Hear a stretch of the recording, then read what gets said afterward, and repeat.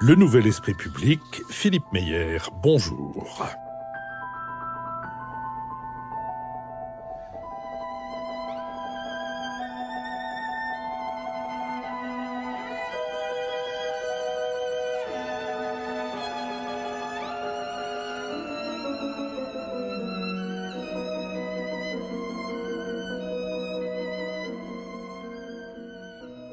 Bonjour, merci de nous avoir rejoints pour cette nouvelle émission du Nouvel Esprit Public, au cours de laquelle nous allons nous efforcer d'éclairer certains éléments de l'actualité de la semaine écoulée. Nous le ferons avec Jean-Louis Bourlange, député des Hauts-de-Seine, François Bujon de l'Étang, ambassadeur de France, Lucille Schmitt, membre du comité de rédaction de la revue Esprit, et Michaela Wiegel, correspondante politique à Paris de la Frankfurter Allgemeine Zeitung. Je commence par vous confirmer que le prochain enregistrement public aura lieu le dimanche 16 juin à la mairie du 9e arrondissement et que vous pouvez d'ores et déjà vous inscrire sur notre site. J'ajoute qu'un fidèle auditeur de Budapest m'écrit qu'au cours de l'émission de dimanche dernier, nous avons parlé du nombre de listes aux élections européennes dans son pays en signalant par erreur que les Hongrois présentaient davantage de listes que les Français et que l'une de ces listes s'appelait « Je ne vote pas ». En réalité, il n'y a que 11 listes en Hongrie et c'est en République tchèque qu'il y en a 39, dont une qui est baptisée « Nie volím ». Je ne vote pas. C'est pour moi l'occasion, évidemment, de rappeler que nous sommes suivis à travers le monde dans 164 pays. Nous sommes partenaires de l'hebdomadaire Le 1, dont le titre est « Parlez-vous Europe ?» Et pour marquer son 5e anniversaire, Le 1 propose un numéro consacré à l'Europe avec en deuxième feuille une réédition de son premier numéro « La France fait-elle encore rêver ?» On trouve dans le numéro du 1 des contributions sur la Pologne, l'Italie, la Grèce, la Scandinavie, l'Espagne, et un article d'Enrico Letta, ancien président du Conseil italien et auteur de « Faire l'Europe dans un monde de brutes », article qui commence par ces mots « Les fossés à l'intérieur de l'Europe se sont creusés et les brutes sont encore plus brutales que je l'imaginais ». Nous sommes soutenus par nos souscripteurs qui désormais peuvent faire un don défiscalisé, c'est tout sur le site. Il n'y a vraiment qu'à se laisser porter par les indications qui sont sur le site et d'un clic, vous pouvez nous apporter une contribution défiscalisée. Et si vous nous apportiez déjà une contribution, évidemment, la défiscalisation n'est pas rétroactive, sur un autre site, tout est expliqué pour que vous puissiez transférer, passer du fiscalisé au non fiscalisé. C'est proprement miraculeux, mais c'est efficace puisque nous avons déjà, depuis la semaine dernière où j'avais annoncé ça, nous avons déjà reçu des contributions dans ces conditions-là. Nous allons d'ailleurs remercier certains de nos souscripteurs et en ce qui me concerne, je remercie Stéphane Pousset, Thomas Lesseau, Jean Roquemenier, Benjamin Sevestre-Giraud, François Eckert, Arnaud Vergne, François Gublin et Michaela Wiegel. Alors, mes remerciements au nom du Nouvel Esprit Public vont vers Jean Orliac, Éric Fèvre, Anne Kerner, Michel Louvet et François Watteau. Jean-Louis Bourlange. Je n'ai pas pensé à me soutenir, c'est une bonne idée, je crois, qu'a eu Michaela. Vous serez défiscalisé si vous oui, vous soutenez. Oui, je me soutiens défiscalisé à moi-même, c'est formidable. Alors, je remercie Hugo Bellin, Patrick Ève, Georges Saline, Hervé Collin et Denis Bouvier. Lucille Schmitt. Quant à moi, je remercie Vincent Lebret-Solaire, Christian Assante Di Panzilo, Olaf Luther, Dominique Evecause et Vincent Thiallier. François Bujon de l'Étang. Moi, j'exprime notre gratitude à Annie Valenbois, Diane Lapfung, Marc Alzieux, Gilbert Le Pastourel et Jean-Pierre Gallois. Merci à elles et à eux. Et je vous propose que nous nous intéressions maintenant à cet autre torchon qui brûle sur la scène internationale entre les États-Unis d'Amérique et l'Iran. Le 5 mai, après le renforcement des sanctions contre l'Iran par les États-Unis, les tensions entre Washington et Téhéran, déjà exacerbées depuis un an par le retrait des États-Unis de l'accord sur le programme nucléaire iranien, ces tensions se sont accrues. L'option du conflit armé est arrivée sur la table du bureau ovale, le président Trump déclarant, je cite, « Si l'Iran veut se battre, ce sera la fin officielle de l'Iran. Ne menacez plus jamais les États-Unis. » Fin de citation. En réponse à une menace crédible de Téhéran, Le Pentagone a annoncé début mai l'envoi dans le Golfe du porte-avions USS Abraham Lincoln et le déploiement d'une force de bombardiers.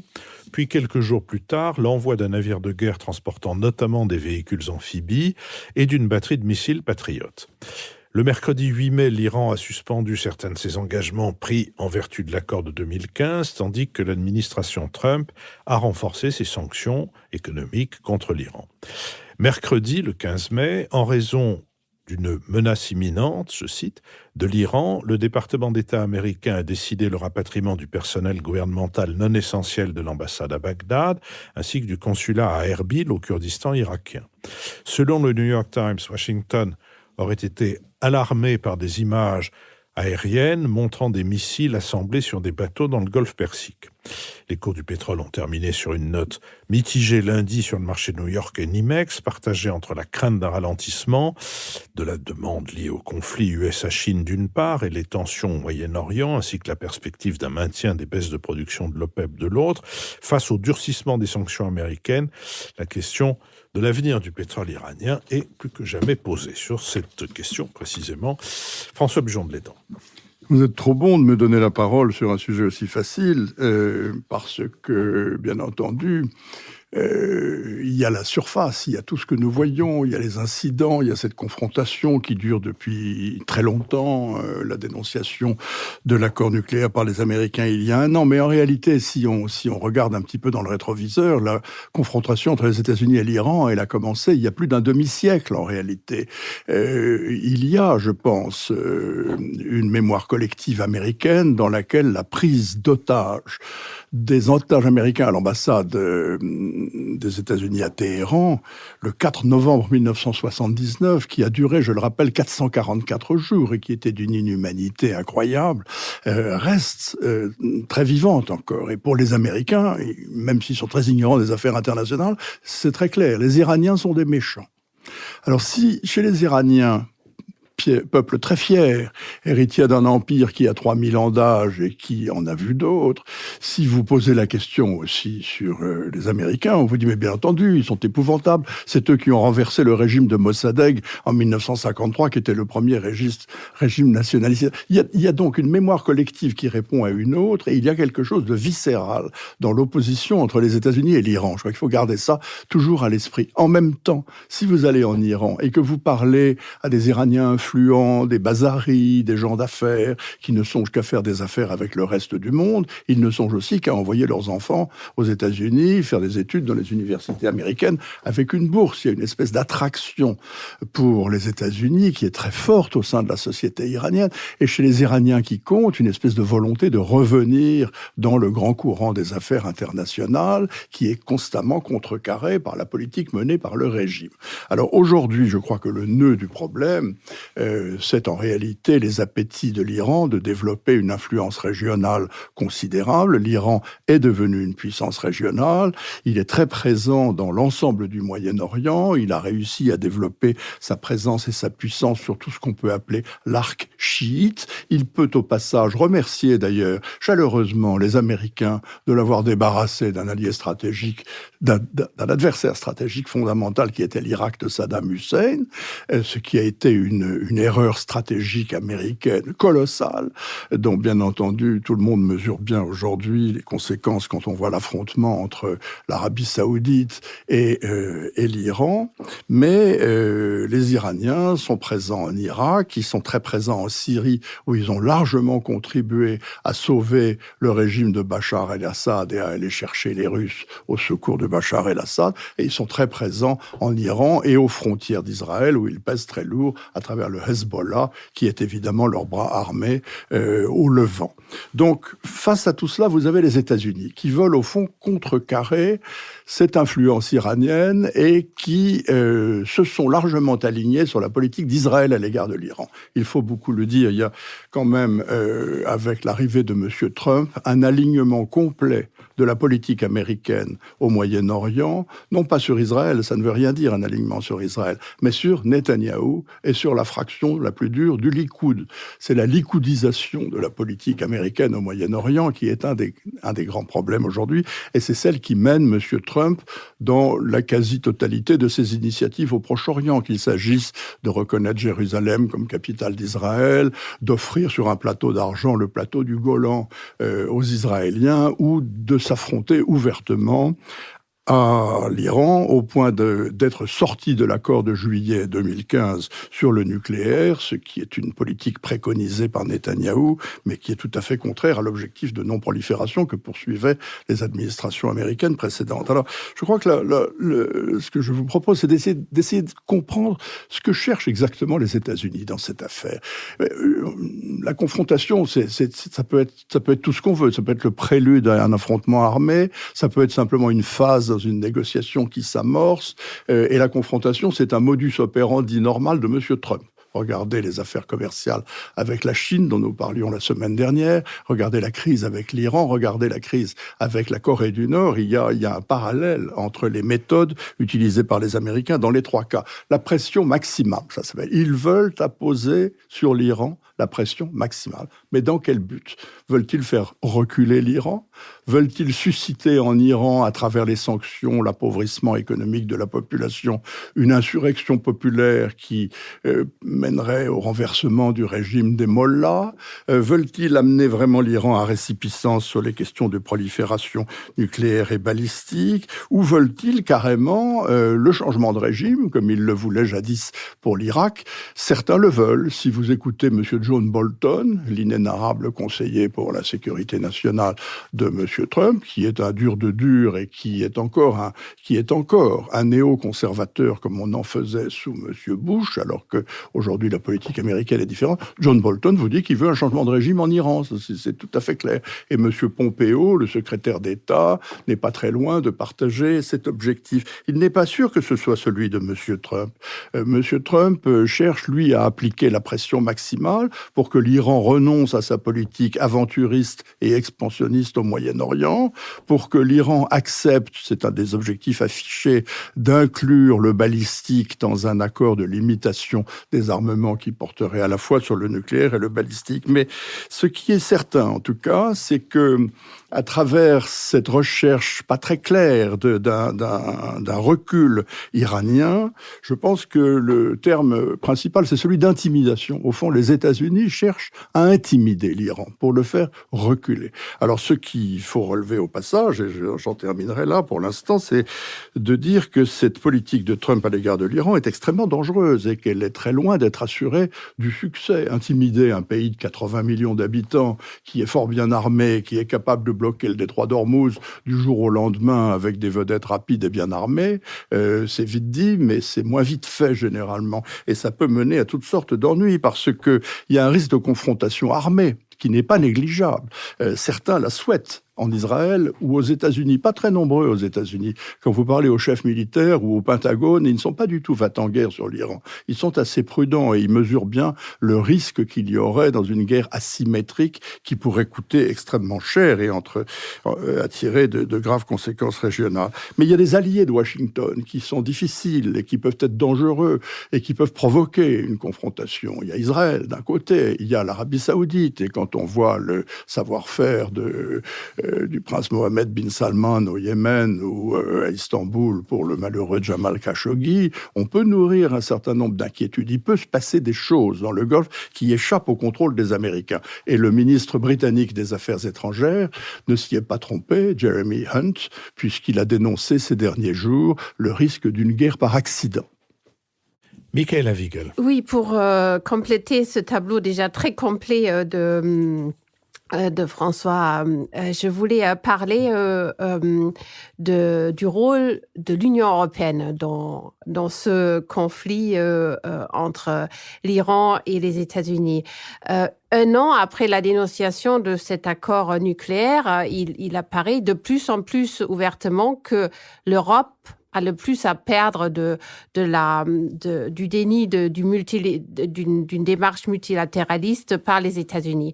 Parce que l'accord nucléaire, les grands pays européens étaient associés, ont négocié. D'ailleurs, la France a eu un grand rôle lors des négociations. Il ne faut pas oublier ça. C'était très important.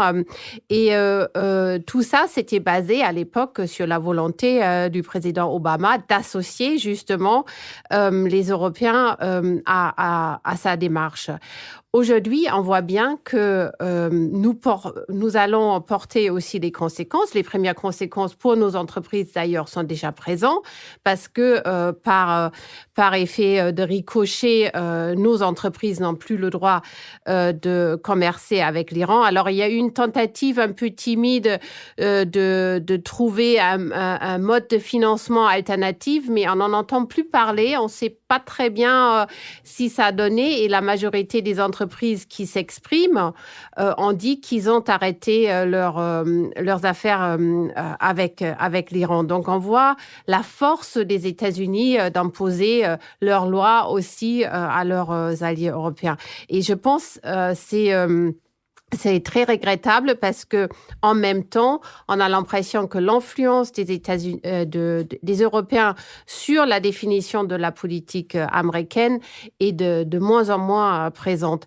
Et on vient de parler de cette lutte d'influence entre John Bolton et Mike Pompeo.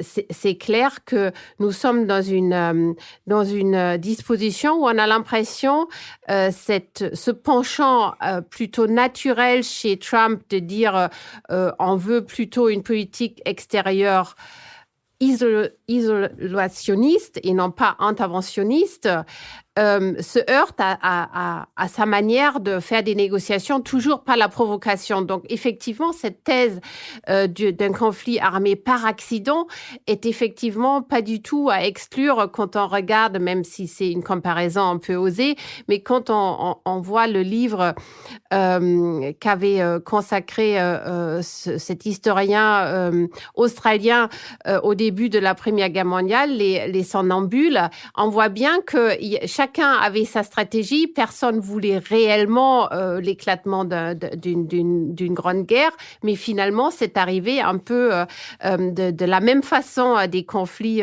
internes. Et donc, l'état des lieux est très risqué et on ne peut qu'espérer que l'Union européenne, et notamment les grands pays associés à l'accord nucléaire, retrouvent une voie pour justement parler aux Américains sur ce sujet. Lucille Schmitt. Oui, par rapport à ce qu'ont dit François et Michaela, moi, ce que je trouve très intéressant, c'est qu'on voit bien que l'inconscient et l'histoire pèsent énormément et sur ce qui est en train de se passer aujourd'hui, et que la question de la rationalité et de l'irrationalité dans les relations internationales est un vrai sujet. C'est-à-dire que la guerre par accident, c'est quelque part une guerre qui n'arrange les intérêts de personne, mais qui peut se produire parce que, d'une certaine manière, les passions n'auront pas été maîtrisées. Et on voit bien que Donald Trump, en faisant des tweets à la place du fait de poser des lignes rouges diplomatiques, ce qu'avait pu faire Barack Obama, par exemple, il prend le risque de l'escalade parce que le tweet, c'est l'immédiateté et on ne pourra pas toujours dire une chose et son contraire sans que cela ait des conséquences réelles en termes de montée au conflit.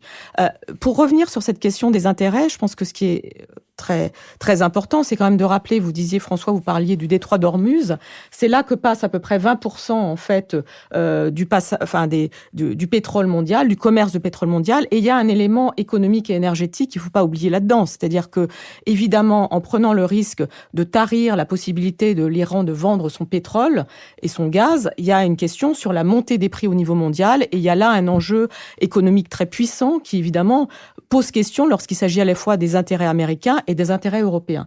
La deuxième chose qu'il faut rappeler, c'est que l'année prochaine, il y a une élection présidentielle aux États-Unis et que lorsque Donald Trump vend les choses par rapport à sa base électorale, il dit beaucoup, il prône quand même l'idée d'un désengagement des États-Unis au Moyen-Orient. Comment est-ce que ça est compatible avec le fait aujourd'hui d'agiter des tweets rageurs à l'égard de l'Iran? Comment est-ce que ça peut, d'une certaine manière, être un élément négatif dans la bataille électorale qui s'annonce? Je crois que c'est un élément aussi très important.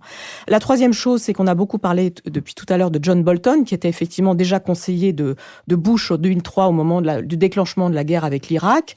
John Bolton, qui est donc un vieux faucon, c'est pas seulement un faucon ou un néo-conservateur, c'est un vieux faucon. Et ce vieux faucon, est-ce qu'il voit bien la différence différence entre l'Irak et l'Iran. L'Iran est un pays infiniment plus puissant que ne l'était l'Irak à l'époque. Il y a, comme vous l'avez rappelé, 82 millions d'habitants. Il y a quelque chose aussi sur la position géopolitique de l'Iran, c'est-à-dire que l'Iran a des frontières avec 3 alliés des États-Unis, l'Afghanistan, le Pakistan, la Turquie. Donc il y a une capacité de nuisance de l'Iran qui, me semble-t-il, a été totalement négligée dans l'escalade que mène Donald Trump. Comment est-ce qu'ensuite Donald Trump peut rétro-pédaler? Le tweet, c'est souvent rageur, c'est en général peu neutre, peu rationnel, peu positif, et ça peut effectivement encourager cette escalade dont on vient de parler. Je terminerai en disant que du côté iranien, je crois qu'il y a aussi cette tendance à l'escalade, parce que vous l'avez rappelé, François, l'Iran est une grande puissance en termes historiques et dans la région, qui a des ambitions géostratégiques. Et on voit bien que lorsque Rouhani dit, voilà, on cesse de respecter 2 des éléments de l'accord de 2015 en disant on cesse de vendre l'eau lourde, l'uranium enrichi, c'est aussi une capacité de menace. Donc face à Trump, il y a une capacité de menace iranienne qui a déjà été utilisée, et donc l'escalade existe des 2 côtés. Jean-Louis Bourlanges. Oui, cette histoire de faucons, de vieux faucons, ça fait vraiment penser à Coluche, patibulaire, mais presque, faucon, pas si faux que ça.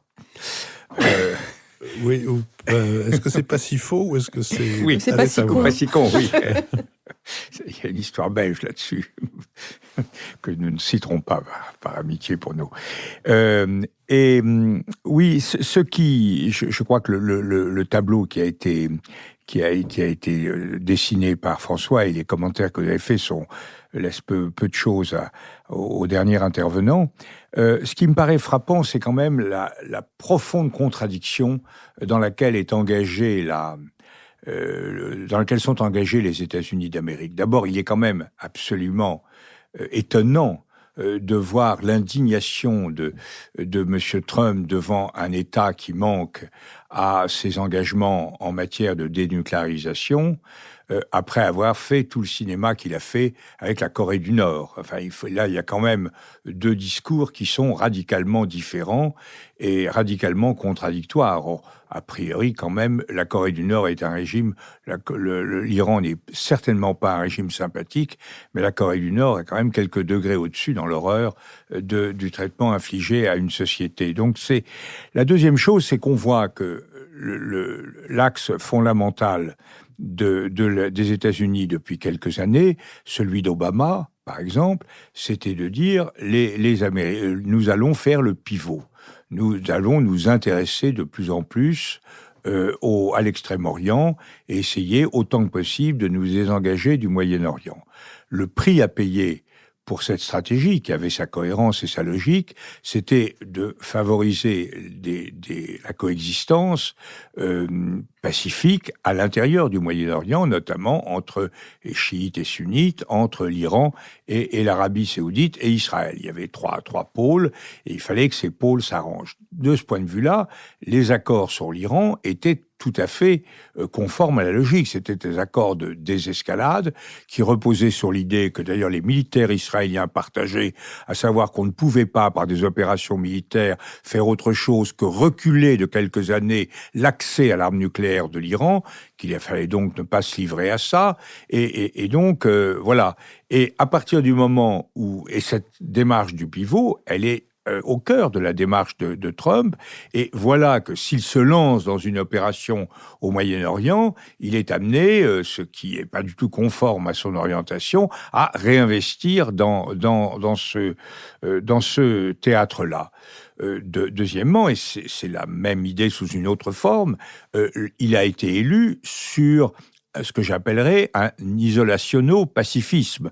C'est-à-dire non pas un pacifisme humanitaire comme plus jamais la guerre, etc., mais un pacifisme de retrait des Américains. On doit en finir avec l'exposition des boys un peu partout dans le monde. Ça nous a amené à des catastrophes, et donc on se retire. Et là, c'est évidemment totalement contradictoires. Donc on est quand même amené à penser qu'effectivement, ce sont des rodomontades, avec comme simple risque celui que vous avez évoqué, c'est-à-dire la guerre par accident. Ça se produit, les guerres par accident. Par exemple, la guerre de Crimée, personne n'a jamais très bien compris qui l'avait voulu.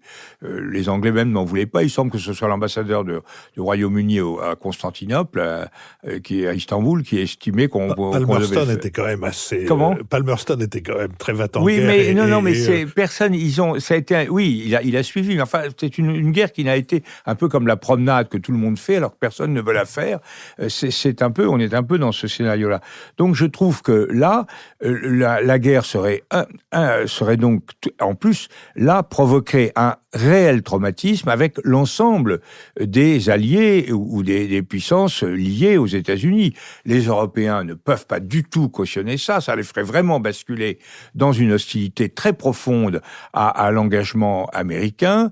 Les Israéliens eux-mêmes, Netanyahou n'est pas actuellement, il a gagné les élections, il gère ses affaires, et il n'a pas du tout envie actuellement de s'engager dans une aventure. Donc, on voit vraiment pas où ça mène. Et sur le plan intérieur, l'idée que ça puisse permettre de renverser démocratiquement, de refaire une opération Mossadegh, puisqu'on a évoqué l'opération Mossadegh tout à l'heure. L'opération Mossadegh, elle a été possible parce qu'il y avait le jeune Shah d'Iran qui était en embuscade, qui était tout à fait prêt à se ressaisir des pouvoirs que le mouvement populiste autour de Mossadegh lui avait arrachés. Là, on voit pas du tout où serait l'alternative, et comme toujours, quand on durcit les situations de cet ordre, ce ne sont pas les libéraux qui gagnent. En réalité, on a beaucoup plus une tension qui se traduirait par un durcissement de la situation en Iran, bien que les classes dirigeantes et bourgeoises iraniennes sont effectivement très tournées vers l'Occident. Donc c'est quelque chose de très, très absurde. Ce qu'il faut dire, c'est que pour l'instant, les Iraniens réagissent de façon très intelligente. Ça ne durera peut-être pas, mais ils montrent un tout petit peu la voie de la résistance, sans dénoncer les accords de Paris, et ils essaient de louvoyer pour sauver non pas une expérience libérale en Iran, ça serait bien excessif, mais une expérience modérée. François Bujon de l'Étang. Oui, ce que dit Jean-Louis, ou ce qui ressort de ces remarques, c'est qu'il y a beaucoup d'incohérences dans la position des États-Unis, et je suis 1000 fois d'accord avec cela. Je suis d'accord aussi pour dire que les Iraniens font preuve d'une certaine mesure dans leur réaction au démantèlement de ce qu'on appelle le JCPOA, c'est-à-dire l'accord de juillet 2015. Ils réagissent avec un durcissement du ton, mais qui est extrêmement mesuré quand même ici, ce qui se passe. Ce n'est pas exempt non plus de danger du côté iranien, parce que comme chacun sait, il n'y a pas une source de pouvoir à Téhéran, mais il y en a 4 ou 5 qui sont en rivalité les unes avec les autres, et ce que dit M. Rouhani, c'est pas forcément ce que font les Pasdaran ou les initiatives qui seront prises dans le détroit d'Ormuz. Donc le danger existe aussi de ce côté-là. Mais l'Iran, si je puis dire, l'Iran mériterait la définition que Stanley Hoffman donnait du régime de Vichy, une dictature pluraliste. Une dictature pluraliste, oui. Ça s'applique assez bien à l'Iran. Moi, je compare souvent le système iranien à un mobile de Calder dans lequel vous avez 4 ou 5 éléments qui tiennent un mobile bizarrement. C'est à peu près ça. Ça marche de façon, mais un peu imprévisible et difficile à déchiffrer. Alors, pour en revenir aux incohérences de la politique américaine, l'incohérence majeure et fondamentale, c'est quand même que l'un des objectifs principaux poursuivis par la diplomatie américaine et par celle des Européens, Michaela, dans le monde, c'est la non-prolifération des armes nucléaires. Et le problème iranien était un problème, vous l'avez dit, Jean-Louis, qu'il n'est pas possible de traiter militairement. Les Israéliens sont les premiers à dire qu'ils ne peuvent pas ou que ça ne servirait à rien d'aller bombarder les installations militaires américaines, iraniennes, ce qu'ils ne peuvent d'ailleurs pas faire sans l'aide américaine, ça je veux dire. Mais les Européens ont été les pilotes dans cette affaire. C'est pas Obama qui est venu nous chercher pour faire un accord nucléaire avec l'Iran. Ce sont les Européens qui ont commencé, les 3 Européens, les États-Unis, la France, l'Allemagne et le Royaume-Uni. Et pendant des années, nous avons négocié seuls avec l'Iran et les Américains faisant tout ce qu'ils pouvaient pour nous mettre des bâtons dans les roues et pour entraver notre effort. Ça a été un succès diplomatique que de les entraîner progressivement et d'avoir avec eux aussi la Russie et la Chine et d'aboutir à ce résultat de l'accord de juillet 2015 qui n'est évidemment pas parfait, mais qui quand même résolvait dans l'immédiat le problème de la prolifération nucléaire puisque les Iraniens se conforment scrupuleusement, tous les inspecteurs de l'AIEA, des Nations Unies le disent, aux stipulations manipulation de l'accord. Alors, en sortir, comme l'a fait Trump, le déséquilibrer, le mettre en danger, inciter les Iraniens à prendre à leur tour une initiative malheureuse et laisser les Européens tout seuls, avec les Russes et les Chinois quand même, essayer de sauver un accord qui est en train de se noyer, si j'ose dire, c'est quand même très difficile et c'est quand même une incohérence majeure. Alors ça, je maintiens qu'il y a une responsabilité de Netanyahou dans cette affaire. Et il y a aussi une responsabilité de Trump, d'ailleurs, qui est caractérielle et comment dirais-je, irrationnelle, dans la mesure où un de ses buts de guerre, c'est de défaire tout ce qu'a fait Obama. Donc ça, c'était un accord d'Obama. Il l'a critiqué, il a voulu le détricoter. Mais enfin, c'est quand même très irresponsable. Et ça entraîne, en outre, si on le combine avec le problème du pivot et du retrait, de la volonté américaine de retrait du Moyen-Orient qui existe, ça entraîne un danger qu'il faut bien comprendre, c'est le danger que les États-Unis, que Washington délègue la gestion de cette affaire à ses grands alliés dans la région, c'est-à-dire à Israël et à l'Arabie Saoudite. Et là, je suis désolé, mais moi, je ne dors pas des nuits tranquilles en pensant que la Maison-Blanche délègue la gestion du problème iranien à M. Netanyahou et au prince Mohammed bin Salman. Lucie Schmitt. Oui, je voulais juste dire une chose par rapport à l'Europe dont on parle, c'est qu'effectivement, il y a 3 pays européens qui sont partie prenante de cet accord, oui, avec la Chine et la Russie. Ce n'est pas l'Union européenne. Pourquoi est-ce que je dis ça ? Parce qu'il me semble qu'aujourd'hui, dans cette élection, il y a quelque chose autour de ce qu'on entend par Europe et Union européenne. On voit bien que ce sont encore quelques grands pays européens ayant une forte diplomatie qui influe sur les affaires du monde, les relations internationales. Et là, il y a quelque chose d'important parce que aujourd'hui, pourquoi est-ce que l'Europe, l'Union européenne, enfin ces grands pays sont un peu en situation de faiblesse ? Parce que il y a quand même ce Brexit. Il y a ce sujet où, au fond, comment est-ce qu'on continuera à pouvoir faire une diplomatie commune alors même qu'il y a des sujets de préoccupation interne qui sont extrêmement forts et qui, quelque part, empêchent de faire des vraies convergences. La deuxième chose que je voulais dire très rapidement, c'est que le problème de Trump, c'est qu'il confond en permanence des buts commerciaux et des buts économiques, la guerre commerciale et la vraie guerre. Et ça, c'est l'effet aussi tweet, ou c'est l'effet de ne pas structurer suffisamment une ligne, de passer son temps d'ailleurs à virer les uns les autres. On ne sait même plus qui, au fond, assiste vraiment Trump dans sa politique internationale. Donc il y a un sujet sur...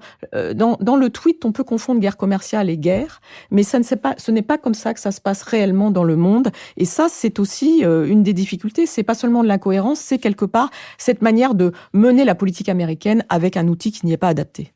Oui, vous avez été plusieurs à évoquer le déclenchement d'une guerre par accident, mais il faut aussi rappeler les possibilités du déclenchement d'une guerre par manipulation, et l'Irak, évidemment, avec d'un côté Donald Rumsfeld et Richard Perle, et de l'autre côté Colin Powell, qui s'est laissé prendre, de tout cas c'est l'interprétation qui lui est la plus favorable, et à la fin, cette catastrophe dont les conséquences sont loin d'être terminées. Je rappelle, Philippe, que dans cet incident, le secrétaire d'État adjoint pour les affaires de Arms Control et de désarmement s'appelait John Bolton. Juste pour répondre à Lucille, je pense que c'est important effectivement de distinguer les deux cadres différents de l'accord nucléaire et les grandes puissances européennes qui étaient, ou les moyennes puissances comme on veut, en tous les cas les grands pays européens qui étaient associés, et l'Union européenne. Je pense que c'est quand même un cas d'école justement comment pouvait fonctionner une politique étrangère et de sécurité européenne, parce que à ma connaissance, on a toujours associé l'Union européenne, c'est-à-dire tenu au courant de ce qu'on négociait. Et justement, l'avantage de ce format, c'était que le Brexit n'aurait pas fait éclater cet accord, parce que la Grande-Bretagne est restée associée en tant que pays national. Et donc, je pense que c'était quand même un accord assez modèle.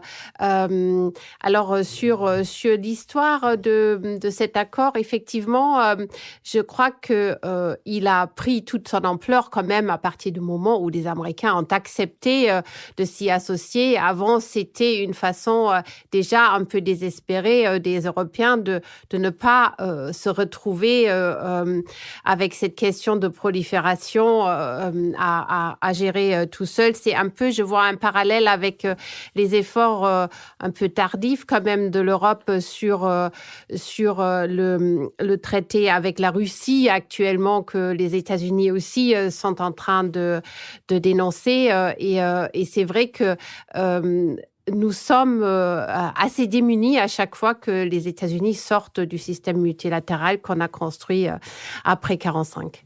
Jean-Louis Bourlange?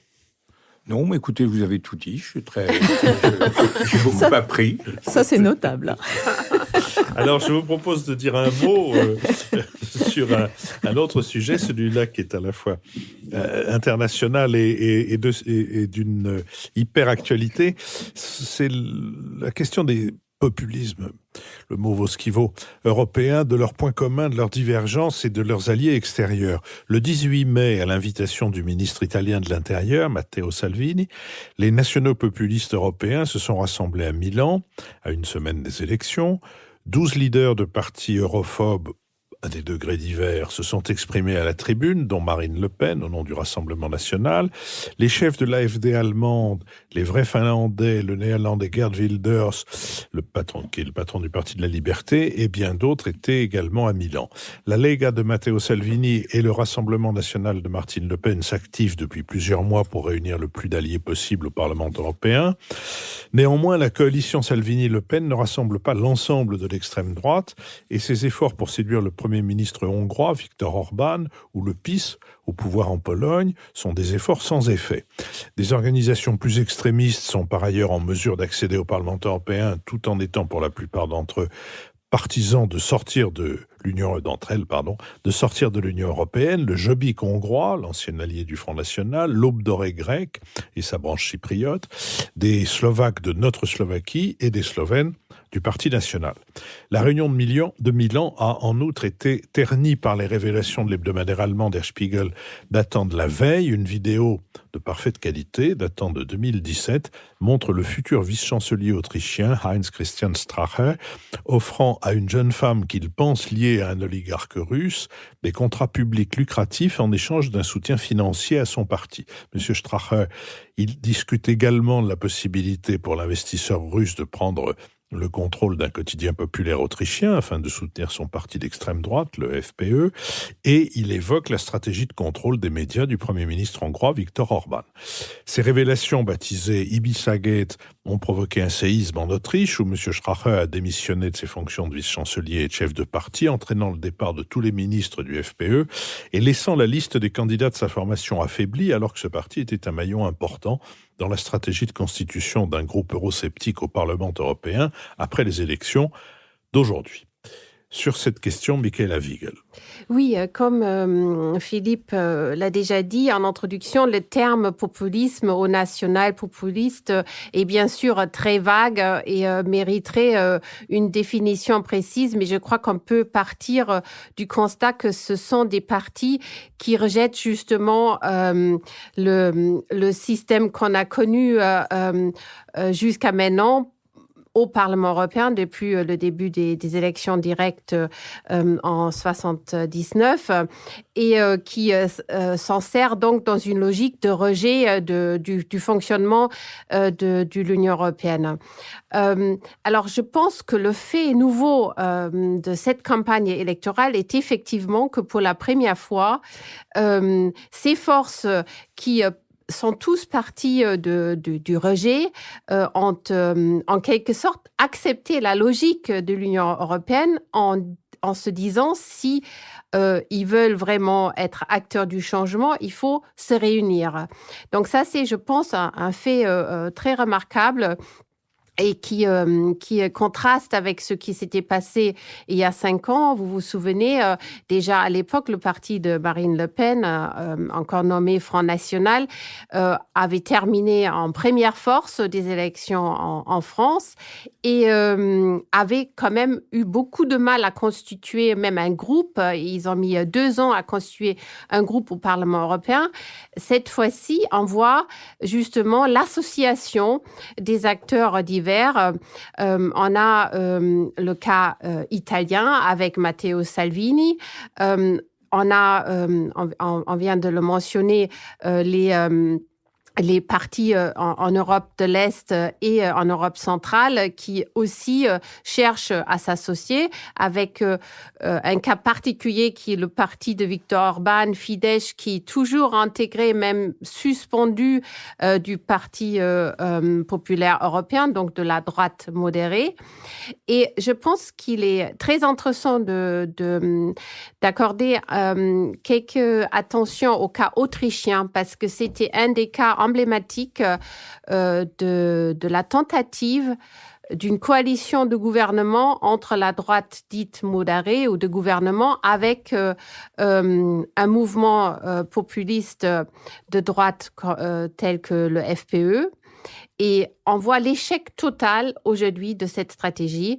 Je pense que c'est très important parce que vous vous souvenez probablement qu'il y a eu un expériment précédent avec le chancelier Schussel qui s'était également associé avec la FPE. À l'époque, Jörg Haider était encore en vie.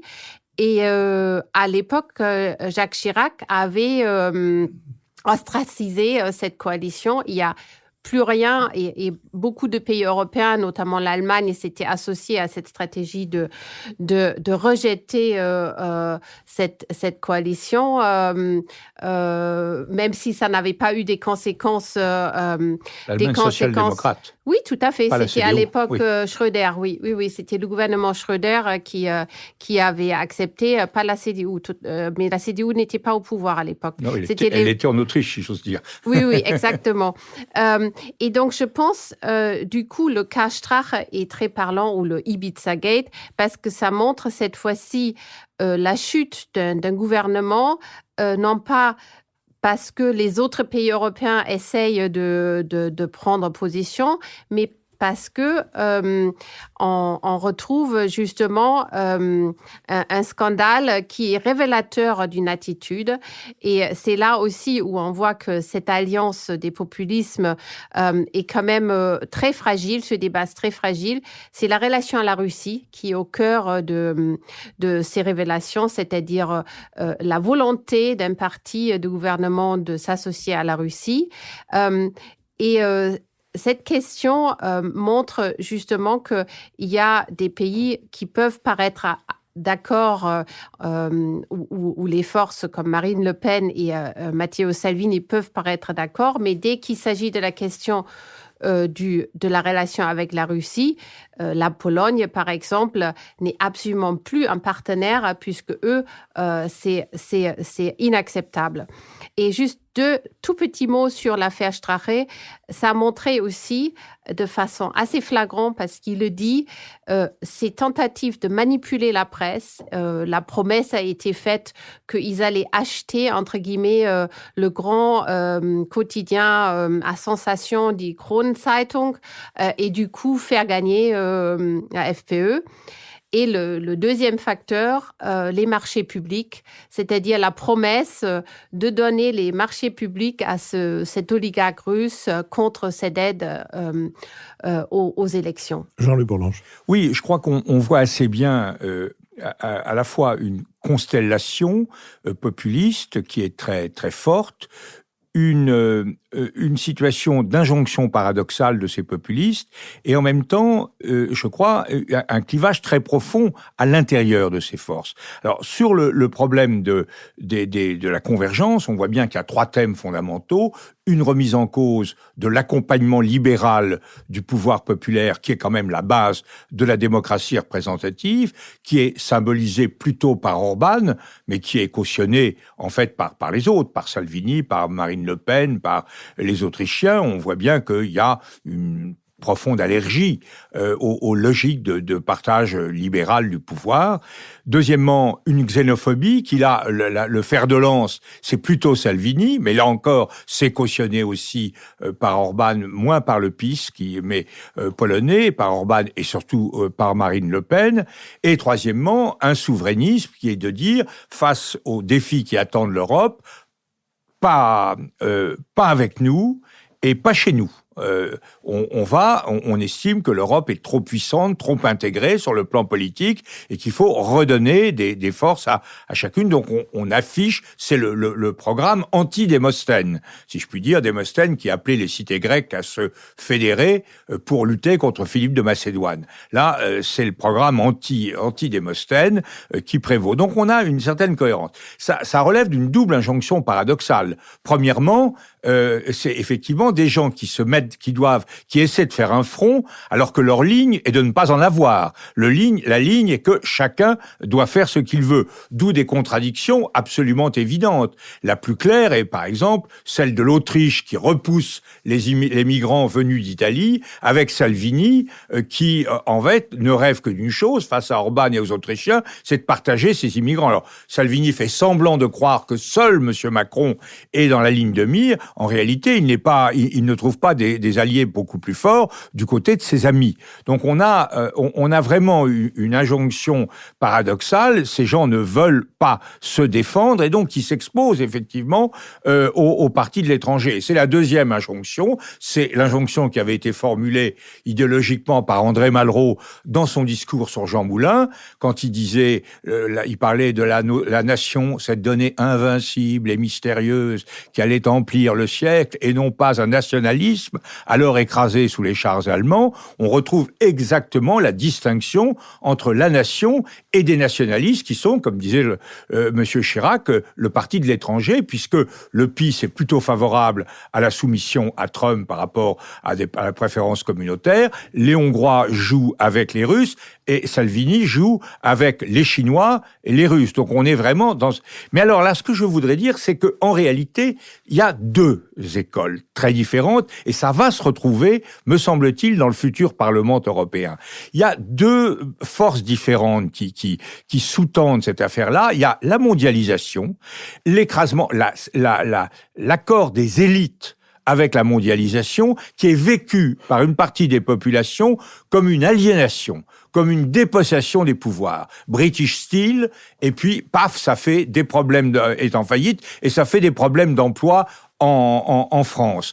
Tous les centres de décision échappent et les élites mondialisées sont solidaires de ça. Ça dresse une réaction identitariste, xénophobe, extrêmement forte. Mais il y a quelque chose qui n'est pas suffisamment souligné, qui est sous-jacent au livre de Jérôme Fourquet, c'est les rapports entre les libéraux et les catholiques. C'est quand même dans l'histoire idéologique de l'Europe depuis le XVIIIe siècle, ce sont des forces en tension. Depuis les Lumières, le journal de Trévoux contre Voltaire, etc.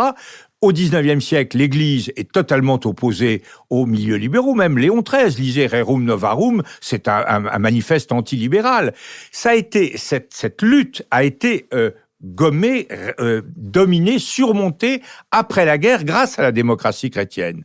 Et là, on a eu vraiment une solidarité des catholiques et des libéraux sur des valeurs de démocratie libérale et sur des valeurs de solidarité sociale et de sécurité collective. Trois choses dans lesquelles tout le monde pouvait se retrouver.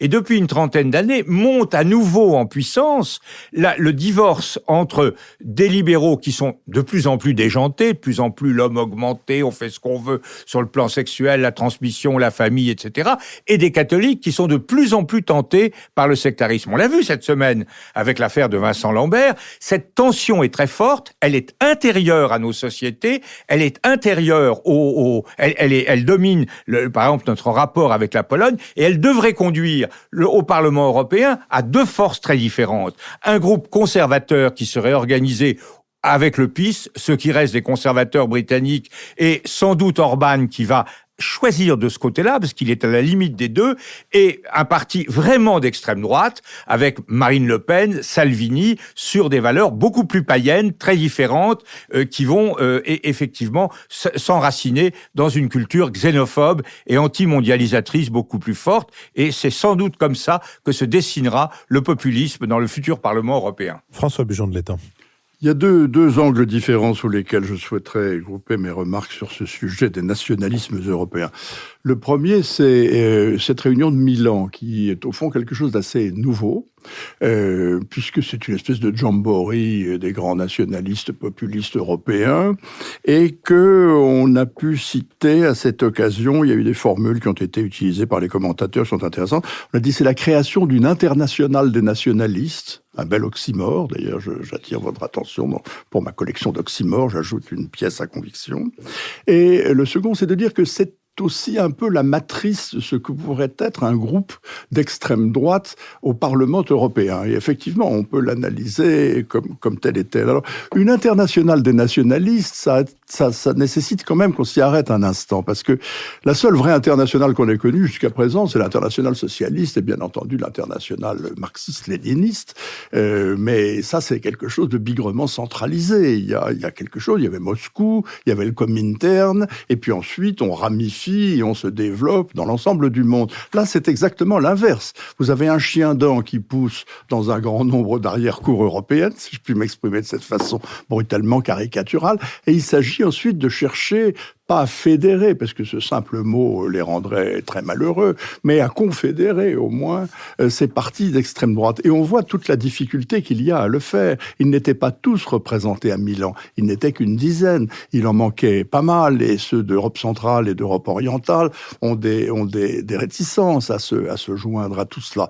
Et puis ils se divisent, il y en a qui sont pro-russes, il y en a qui sont anti-russes, il y a les Polonais contre Marine Le Pen, etc., etc. Donc c'est très difficile d'essayer de fédérer quelque chose qui pousse par la base, beaucoup plus que n'était de créer une internationale d'un parti qui se voulait mondialiste. Enfin, ça, c'est une première remarque. La seconde remarque a trait aux alliés étrangers de certains de ces partis nationalistes. Il y a quand même 2 pêcheurs en eau trouble qui se sont donné libre cours ces derniers temps. Il y a les Russes. L'affaire autrichienne est quand même très, très révélatrice. Elle est vraiment extraordinaire. Mais il y a aussi les Américains. Oui, mais il y a aussi les Américains. Il y a M. Steve Bannon. M. Steve Bannon se promène en Europe avec des alliés, un bizarre parti belge, pour essayer de semer la discorde dans un certain nombre de pays de l'Union européenne. Au fond, Moscou et Washington partagent pas grand-chose, mais ils partagent bien un objectif qui est d'empêcher l'Union européenne de s'affirmer et de se renforcer, et de semer la discorde au sein de l'Europe. Ça, c'est quelque chose qui unit incontestablement.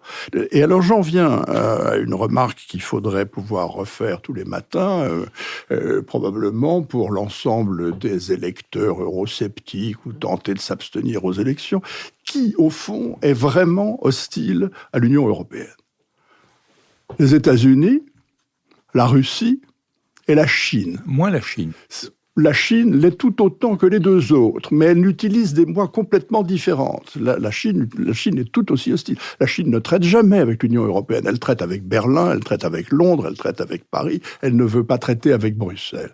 Et elle construit la voie, la Belt and Road Initiative. Elle essaye de dévoyer un certain nombre de pays européens, comme l'Italie, qui a donné dans le panneau, la Grèce, pour développer sa politique d'influence vers l'Europe, qui exclut complètement l'Union européenne. Mais je trouve que ce simple rappel du fait que les 3 grandes puissances sont hostiles au renforcement ou à la bonne santé de l'Union européenne ranimerait ma flamme européenne si celle-ci venait à vaciller. Ce qui n'est pas le cas, je me précise. Oui, moi j'observe que ce qui est très intéressant, c'est est-ce que ces élections européennes verront émerger une vie politique européenne? On voit bien que c'est le pari d'Emmanuel Macron lorsqu'il cherche des alliés. D'ailleurs, il n'en trouve pas facilement et ça montre bien qu'il y a encore une différenciation, une diversité très forte. Et on voit bien que du côté de ces populistes, qu'ils soient divers, comme ça a été rappelé, ou proches par certains aspects, le sujet qui est devant nous, c'est est-ce que les élections vont dessiner des lignes forces qui pourront s'appliquer à l'échelle du continent, ou est-ce qu'au contraire, elles montreront une spécificité encore plus forte dans chaque pays? Est-ce qu'il y aura de l'européen ou est-ce qu'il y aura plus de national dans les résultats de ces élections? La deuxième chose qui me semble essentielle, c'est qu'on a vu à travers le scandale autrichien combien la dédiabolisation qui est engagée à la fois par Marine Le Pen et par le FPE, comme vous l'avez rappelé, Michaela, est quelque chose qui cède par rapport à la réalité de ce qui se dévoile à travers des vidéos ou autre chose. Il y a des agendas cachés, des espaces cachés du côté de ces populistes, du côté de ces partis d'extrême droite. Il y a, comme le rappelait Philippe, des formes de manipulation à l'œuvre. On l'a vu sur le Brexit avec le scandale Cambridge Analytica. Et ce qui est très intéressant, c'est que par exemple, le temps de parole de Steve Bannon dans les médias français va être maintenant décompté par le CSA du temps du Rassemblement national. Je trouve que ça illustre la façon dont cette dédiabolisation est quelque part une manière aussi de considérer les électeurs, excusez-moi, un peu comme des cons. C'est-à-dire qu'il y a un langage qui est tenu le temps de la campagne et puis ensuite se dévoile la corruption, la manipulation. Et il faut quand même rappeler que Marine Le Pen est sous le coup d'un remboursement, je ne sais plus de quel montant, pour emploi fictif, 300 000 euros. Alors, par rapport à ce que rappelait Jean-Louis, je crois que ce qui est aussi important, c'est qu'aujourd'hui, il y a 3 groupes auxquels se peuvent se rattacher les populistes au Parlement européen. Il y aura peut-être seulement 2 groupes à l'issue des élections, mais il y aura toujours 2 groupes et puis il y aura toujours des électrons libres. Et le principal électron libre, c'est Viktor Orban, qui a réussi par opportunisme à se rattacher au fond à une forme de populisme, tout en disant à Bernard-Henri Lévy qu'il ne serait jamais rattaché à l'extrême droite. Donc on a la question de l'émergence de leaders, mais je crois que et Salvini et Marine Le Pen veulent le leadership, mais que le véritable leader européen, c'est Viktor Orban. Je vous remercie. Nous sommes entrés dans notre dernière séquence, la séquence des brèves, que je vais ouvrir en mettant mes pieds dans les pas d'un sentier ouvert par Jean-Louis Bourlange il y a plusieurs semaines, qui avait cité la biographie de Lloyd George par Patrick McCartney aux éditions... James, pardon. Patrick, James parce que c'est vrai qu'il est écossais d'origine irlandaise, donc le Patrick serait justifié. Tout à fait. Et aux éditions Guillaume de Roux, j'étais d'ailleurs... impressionné par la tirade de Jean-Louis, j'étais donc allé immédiatement dans une librairie où j'avais demandé cette biographie et, quoique le quartier fût fort bourgeois, la vendeuse m'avait dit « Ah non, il n'y a pas de biographie de Boy George ». James McCartney a également écrit 2 autres biographies, celle de Gladstone et celle de Disraeli. Alors, je fais partie de ceux qui n'arrivent ni à comprendre, ni à se consoler de ce qui se passe actuellement en Grande-Bretagne, aussi bien à l'intérieur du pays que vis-à-vis du reste du continent européen. Et je pense que l'histoire est un des moyens d'y voir un peu plus clair, surtout en tout cas quand elle est si intelligemment racontée, parce que ce sont évidemment des biographies qui sont aussi des portraits de l'époque, des portraits des différentes nations qui composent le Royaume-Uni, des portraits de tout ce qu'il peut y avoir de conflits internes et aussi de tout ce qu'il peut y avoir de profondément religieux, porte profondément l'empreinte religieuse dans l'histoire de la Grande-Bretagne. Bref, je recommande très vivement, d'autant plus que c'est vraiment un plaisir de lecture, ces 3 biographies, donc par James McCartney, Lloyd George, enfin je devrais dire dans l'ordre chronologique, Gladstone et Disraeli. La semaine prochaine, je parlerai, enfin si j'arrive à finir le livre d'ici là, mais je parlerai d'un autre livre qui parle aussi de la Grande-Bretagne et qui est écrit par l'ancien ministre des prisons du gouvernement de Madame May, Michaela Wiege. Oui, moi je voulais recommander un livre qui a été publié dans les 2 langues de l'Europe, en français et en allemand, qui a pour titre « Les grands textes qui ont inspiré l'Europe ». Et c'est vraiment très éclairant de relire ces textes. Moi, j'ai été notamment touchée par un texte qu'a écrit Stefan Zweig en 1932, « La désintoxication morale de l'Europe », qu'il devait prononcer lors d'un congrès européen à l'Académie de Rome et qu'il n'a jamais prononcé puisque Hermann Göring était annoncé aussi comme intervenant. Et c'est très fort comme texte parce que ça montre qu'on a, en quelque sorte, on a retrouvé ce besoin de désintoxication morale aujourd'hui. Jean-Louis Bourlange. Oui, j'ajoute pour James McCartney que c'est un personnage quand même assez extraordinaire, qui était maître de conférence à Sciences Po en matière de langue. C'est un garçon qui vient de la classe ouvrière écossaise, qui ne savait pas le français, qui l'a appris en France et qui écrit ses livres en français directement et dans un français d'une élégance absolue. Je crois qu'il faut vraiment... J'avais d'ailleurs rendu compte dans 3 brèves de ces livres. Je voudrais, moi, recommander une étude qui est évidemment très proche de ce que nous avons évoqué, qui est l'étude publiée par la fondation, la Fondapol, qui en français s'appelle Démocratie au pluriel sous tension, qui est faite avec la Fondapol et l'International Republican Institute, et qui est quelque chose de tout à fait intéressant, qui est une étude de tous les problèmes des tensions démocratiques qui affectent les grands pays occidentaux. Et je crois que c'est vraiment un exercice que Dominique Régnier a conduit, etc., avec sa fondation, et qui est tout à fait remarquable. Et notamment, ce qui est quand même très inquiétant, je signalerai ça, c'est les rapports de génération dans notre pays. Qui est bon pour diriger le pays, les moins de 35 ans disent 38% un homme fort. Les 60 ans et plus disent seulement 23%. Est-ce qu'il faut des élus ou des experts? Les jeunes, 69% disent des experts, contre seulement, prudemment, 45% de personnes plus âgées. Que l'armée dirige le pays, 31% de jeunes, 11% des plus de 60 ans. Donc on voit bien que derrière tout cela, derrière la crise de démocratie, il y a vraiment un problème générationnel, un problème de capacité des gens de ma génération à transmettre les valeurs sur lesquelles ils ont vécu. Je n'aurais jamais cru ça possible, mais je le reconnais, je le vois maintenant, et Dominique Régnier le décrit et l'explique. Lucille Schmitt. Oui, ça me rappelle quand certains gilets jaunes avaient dit qu'il fallait remplacer Emmanuel Macron par le général de Villiers. Moi, je voulais recommander un livre d'Amélie Poinceau, qui est dans la collection, vous savez, chez Actes Sud, il y a cette collection Dans la tête d'eux, et c'est un livre qui était paru en mars, qui s'appelle Dans la tête de Victor Orban, et qui est un livre assez remarquable d'abord parce que Amélie Poinceau, elle connaît en fait la Pologne, la Hongrie, elle a été longtemps correspondante de différents médias dans ces pays, elle parle la langue, et donc elle décrit cette trajectoire de ce jeune étudiant libéral qui, dès 1990, se présente aux élections, à partir du moment donc où il y a cette libéralisation de toute l'Europe de l'Est, et qui, en 98, à 33 ans, a été le plus jeune chef de gouvernement de l'Union européenne. Donc il y a quelque chose de très intéressant dans cette trajectoire. C'est en quelque sorte comme Erdogan, j'allais dire, c'est notre Erdogan européen. Il y a une trajectoire qui l'amène au fond d'une forme de libéralisme vous savez, à ce concept de démocratie illibérale. C'est quand même Viktor Orban qui l'a inventé. Et maintenant, il le renierait, je pense. Mais il y a quelque chose autour de la façon dont on s'en remet un homme fort, mais des hommes forts, politiciens professionnels et très bons orateurs. François Bujon de l'Étang. Je voudrais simplement revenir un court instant sur l'actualité de ces derniers jours pour rendre hommage à un très grand personnage qui nous a quittés très exactement le 16 mai, qui est I.M. Pei, Yeo Ming Pei, l'architecte, qui est évidemment l'architecte de la pyramide du Louvre. Il est mort à l'âge de 102 ans. C'était un Chinois né à Canton qui est devenu complètement américain et qui a exercé ses talents principalement depuis les États-Unis dans le monde entier. Il est l'architecte de la pyramide du Louvre, bien entendu, de cet admirable gratte-ciel qu'est la Bank of China à Hong Kong, du musée de Sucheou, d'un tas de choses, mais j'ai eu la chance de connaître I.M. Pei et de le voir un certain nombre de fois à Paris, mais aussi à Washington. Et j'étais ravi de voir qu'un certain nombre de journalistes, à l'occasion d'articles nécrologiques, rappelaient qu'il avait déclaré à plusieurs reprises que sa création favorite était le Rock'n'Roll Hall of Fame à Cleveland.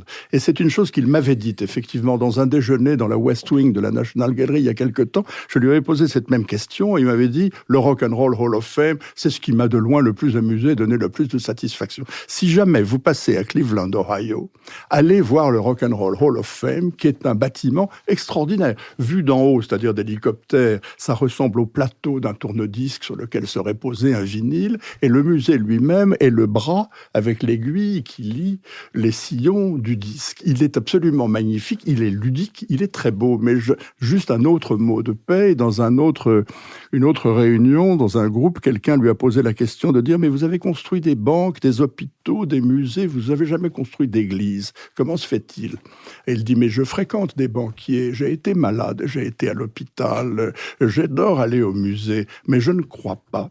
Et donc, je ne suis pas compétent pour construire une église. » Je vous remercie. Je rappelle que cette émission est préparée avec Charlotte Montier, que Nicolas Tourneau assure la vie et la vitalité du site, Benoît Carré, la transcription en un compendium de notre conversation, Adrien Beccaria l'a enregistré au studio L'Arrière-Boutique et Julien Neuville produit notre podcast pour Nouvelles Écoutes. Je vous donne rendez-vous la semaine prochaine pour une émission qui sera, comme vous vous en doutez, consacrée à l'analyse du résultat des élections. À la semaine prochaine.